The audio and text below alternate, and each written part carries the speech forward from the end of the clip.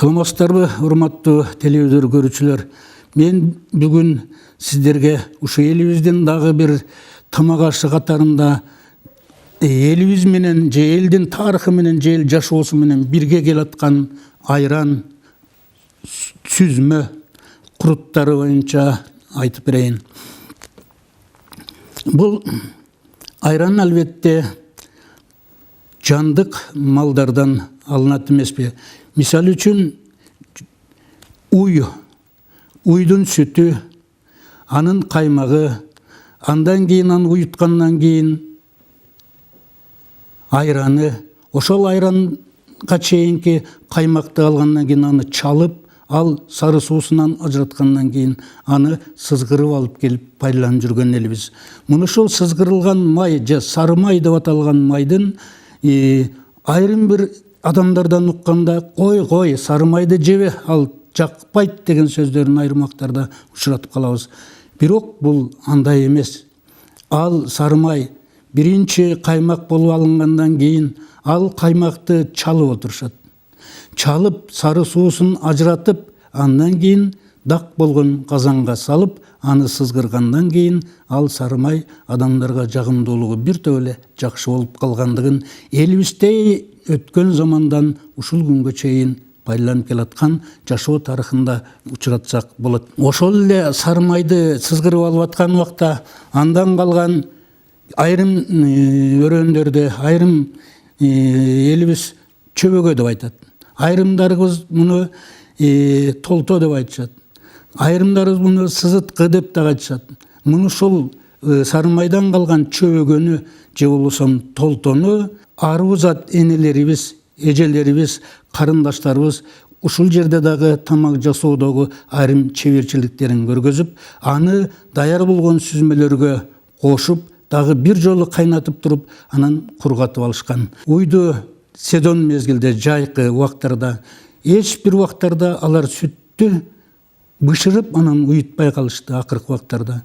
Бул бышырылбай уютулган айран, ал уйдан алынган сүт мүмкүн оорулуу уйдан алынгандыр. Бул жөнүндө элибиз билет. Ошондуктан мен сиздердин көңүлүңүздөрдө ушул уютулган айранга көбүрөөк көңүл бурсаңыздар деп айтам. Ошол жеп аткан сиздердин сүзмөңүздөргө дагы көбүрөөк көңүл бурсаңыздар деп айтам. Ошол кургатылып тоголоктоп алынган курутка дагы көбүрөөк көңүлүңүздөрдү буруп жүрсөңүздөр.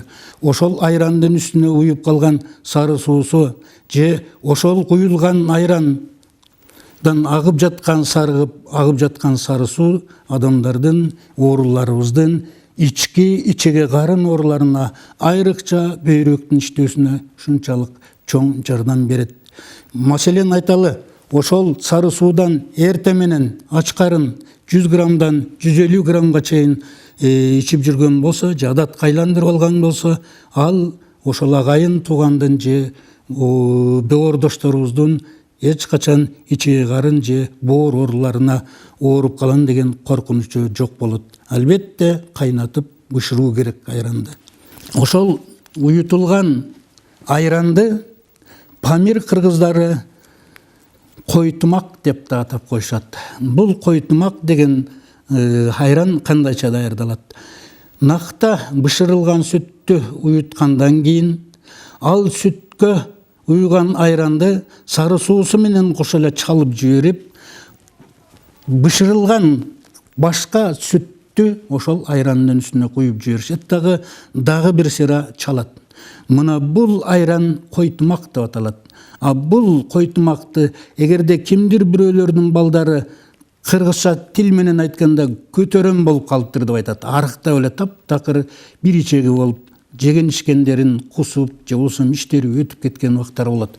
Муну ушундай жаш балдарга бөлүп берген болсо, ал тез эле ирденип, ал тез эле ошол мурдагы кубатсыздыгынан тез эле айыгып кеткен болот.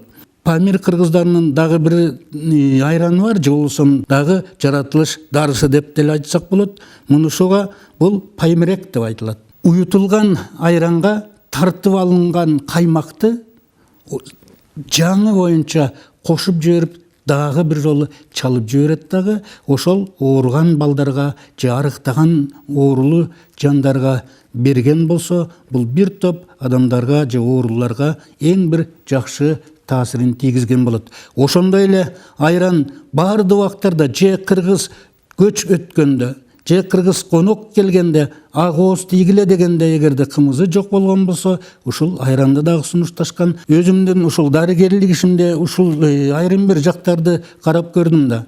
Нак сүттү кайнатып уютуп алгандан кийин ооруган ооруларыбызга жашы өтүп калган улгайган ата-энелерибизге өзгөчө кылып бир даярдап берсе дагы болот экен. Ал мындайча даярдалат.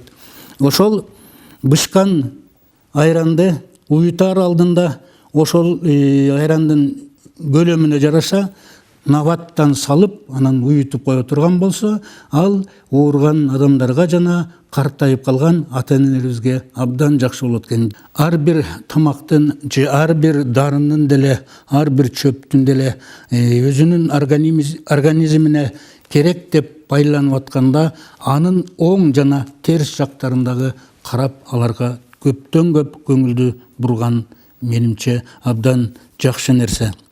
Маселен, сары майды жогоруда биз айтып кетпедикпи? Башка жанакы сливочный каймактарга караганда бир топ ал жагымдуу деп. Бул сары майдын дагы бир жактары айрым бир боордон ооругандар үчүн бир топ оорураак келет. Айрым бир давлениясы чукулдан эле чыгып кетүүчү айрым бир ооруган кишилерибизге дагы бир аз жакшы эмес жактарын көргөзөт.